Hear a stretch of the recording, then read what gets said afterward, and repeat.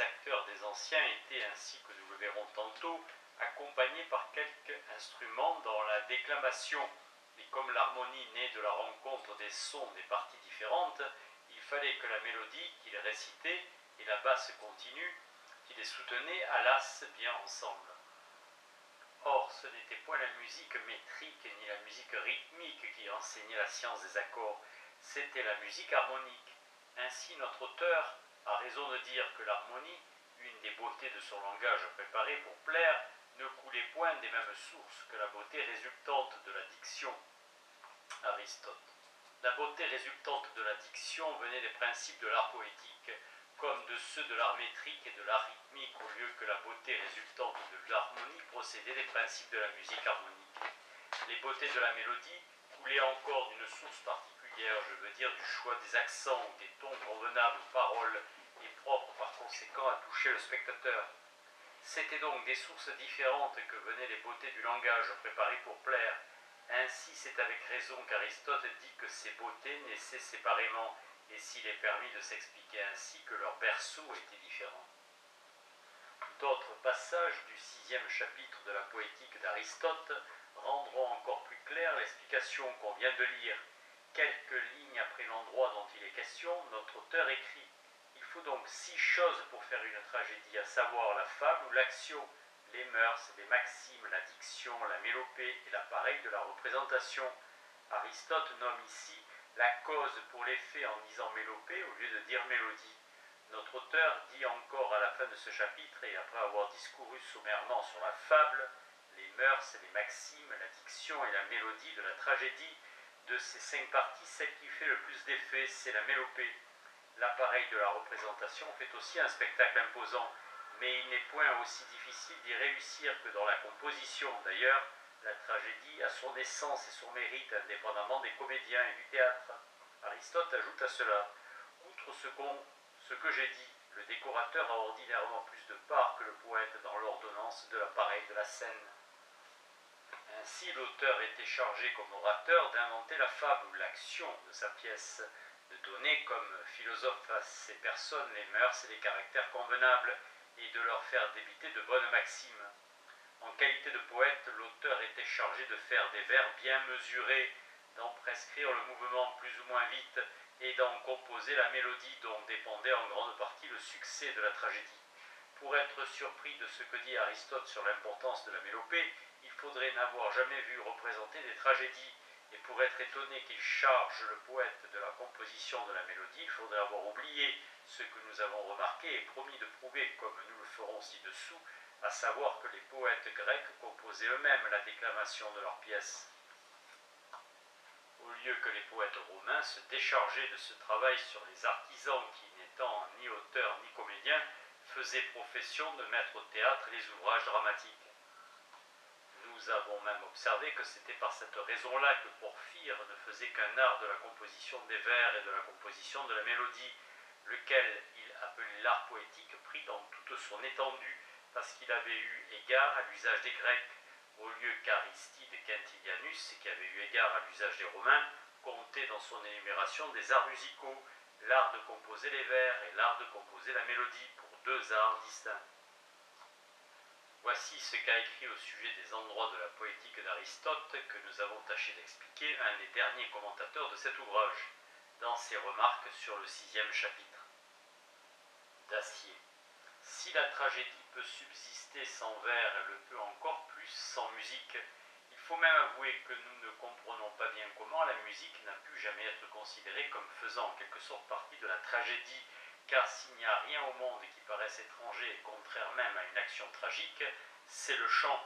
N'en déplaise aux inventeurs des tragédies en musique, poèmes aussi ridicules que nouveaux, et qu'on ne pourrait souffrir si l'on avait le moindre goût pour les pièces de théâtre, ou que l'on n'eût pas été enchanté et séduit par un des plus grands musiciens qui ait jamais été, car les opéras sont, si je l'ose dire, les grotesques de la poésie, d'autant plus insupportables qu'on prétend les faire passer pour des ouvrages réguliers.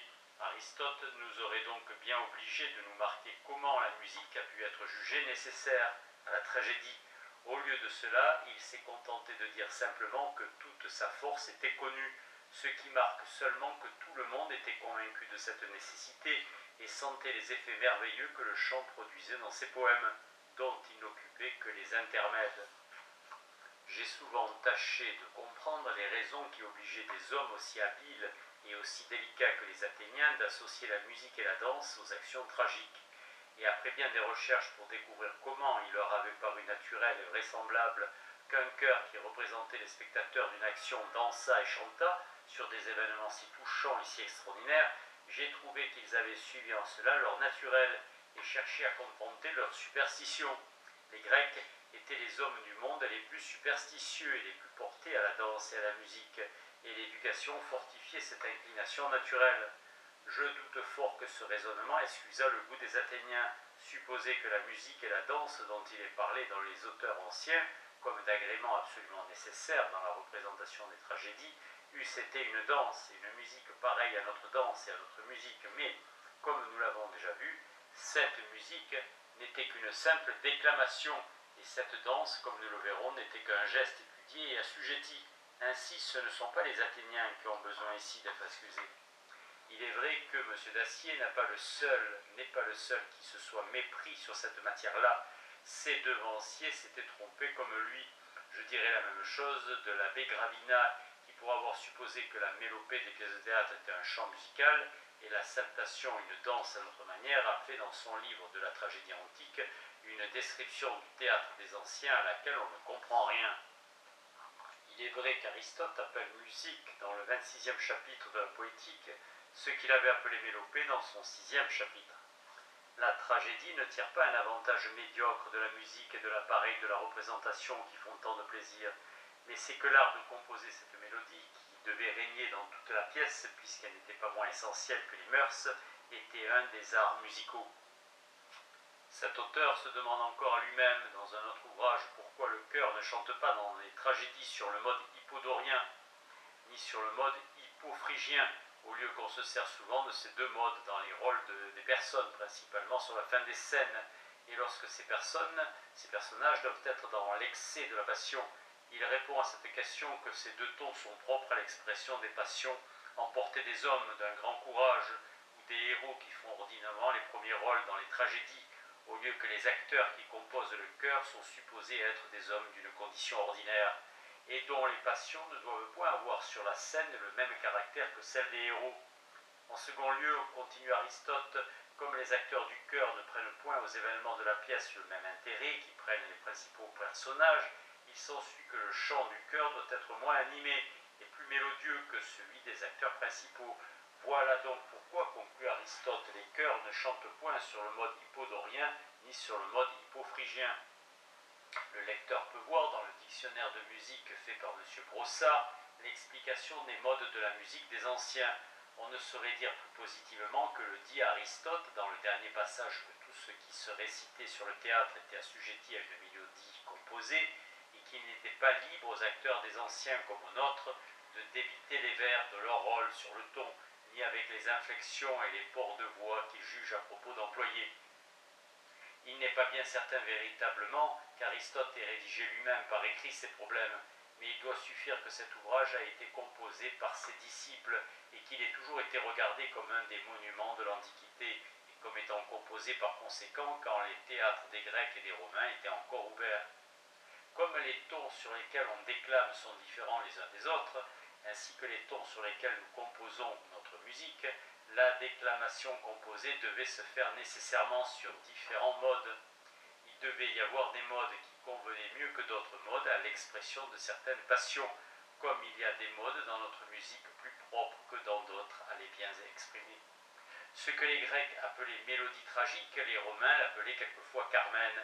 Ovide, qui était un poète latin et qui par conséquent ne composait pas lui-même la déclamation de ses pièces dramatiques, dit dans une même phrase où il parle d'un de ses ouvrages qu'on représentait sur le théâtre avec succès notre Carmen et mes vers. Tu m'écris, ami, que devant un théâtre comble on danse mes poèmes et qu'on applaudit mes vers. Dans les tristes d'Ovide. Ovide dit Nostra Carmina parce qu'il n'y avait que le rythme et le maître de la déclamation qui fussent de lui. La mélodie de la déclamation appartenait à un autre. mais Ovide dit mes vers, méos versus, parce que les pensées, l'expression en un mot, les vers considérés sur le papier, étaient entièrement de lui. Ce qui achèvera de montrer que le Carmen comprenait outre les vers quelque chose d'écrit au-dessus du vers pour prescrire les inflexions de voix qu'il fallait faire en les récitant, ce sera un passage de Quintilien, l'auteur le plus grave qu'on puisse citer sur cette matière. Il dit positivement que les anciens vers des Saliens avaient un Carmen. Voici ces paroles: les vers des Saliens aussi ont leur chant. Or, comme ils ont tous été institués par le roi Numa, il raconte clairement que même à des hommes qui passent pour grossiers et belliqueux, l'intérêt pour la musique ne faisait pas défaut dans toute la mesure où le permettait cette époque. Les vers des prêtres saliens ont leur chant affecté, et comme leur institut vient du roi Numa, ce chant montre que les Romains, tout féroces qu'ils étaient alors, ne laissaient pas d'avoir déjà quelques connaissances de la musique. Comment ce chant aurait-il été transmis depuis le temps de Numa jusqu'au temps de Quintilien, s'il n'eût point été écrit en notes, et d'un autre côté s'il était un chant musical? Pourquoi Quintilien l'appelle-t-il Carmen? Ignorait-il que ses contemporains donnaient tous les jours, quoique abusivement, le nom de Carmen à des vers qui ne se chantaient pas, dont la déclamation était arbitraire, et dont les anciens appelaient la récitation une lecture, parce que celui qui les lisait n'était astreint qu'à suivre la quantité, et qu'il était le maître de faire en les récitant telle inflexion de voix qu'il jugeait à propos. Pour citer un contemporain de Quintilien, Juvenal dit à un de ses amis qu'il invite à souper que durant le repas on lira quelque chose des plus beaux endroits de l'Iliade et de l'Énéide.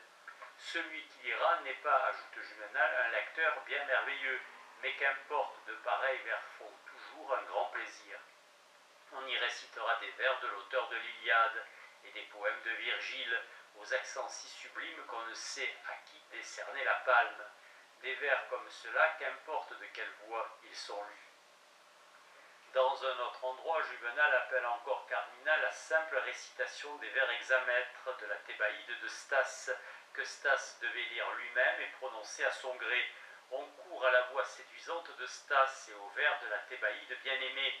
Quant à la grande joie de la ville, il a fixé un jour pour une lecture. Si grande est la douceur dont il pénètre et conquiert les cœurs, si grande le plaisir que la foule éprouve à l'écouter.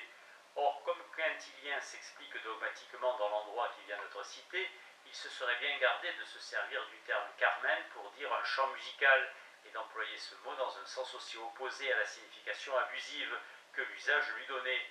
Mais Carmen originairement signifiait autre chose, et d'ailleurs il était le mot propre pour signifier la déclamation, et déterminé encore à sa première et véritable acception par l'endroit même où il était employé. Enfin, l'expression versus habent Carmen ne laisse aucun doute sur la signification que doit avoir le mot Carmen dans le passage de Quintilien et dans les vers d'Ovide.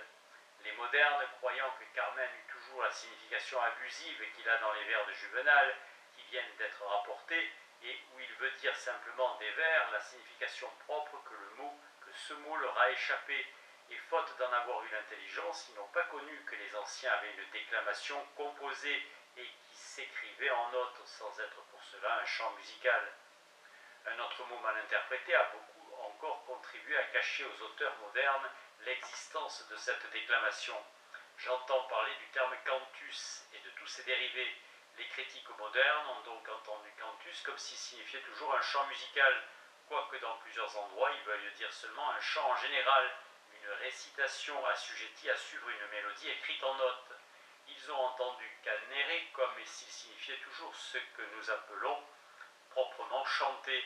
De là principalement est venue l'erreur qui leur a fait croire que le chant des pièces dramatiques des anciens était un chant proprement dit, parce que les auteurs anciens se servent uniquement des termes de chant et de chanter lorsqu'ils parlent de l'exécution de ces pièces. Ainsi, avant que d'appuyer mon sentiment par de nouvelles preuves tirées de la manière dont la déclamation composée s'exécutait sur le théâtre des anciens, je crois qu'il est à propos de faire voir que le mot de chant signifie en grec, comme en latin, non seulement le chant musical, mais aussi toutes sortes de déclamations, même la simple récitation, et que par conséquent on ne doit pas inférer de ce qu'il est dit dans les anciens auteurs, que les acteurs chantaient, que ces acteurs chantassent à prendre le mot de chanter dans la signification que nous lui donnons communément. La réputation des auteurs modernes, que mon opinion contredit, exige de moi que je l'approuve solidement. Je ne dois donc pas appréhender qu'on me reproche la multitude de passages que je vais rapporter afin de rendre constant un fait que 2 ou 3 de ces passages prouvent peut-être suffisamment.